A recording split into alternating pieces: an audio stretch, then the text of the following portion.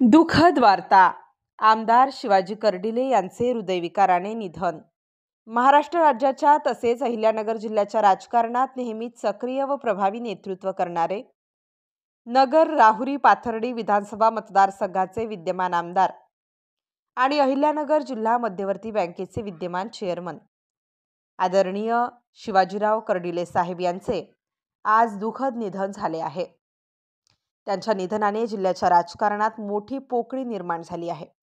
त्यांच्या कार्यकाळात विकास कामांना नेहमीच प्राधान्य देणारे आणि जनतेच्या हितासाठी तत्पर राहणारा नेता म्हणून ते ओळखले जात होते. भावपूर्ण श्रद्धांजली.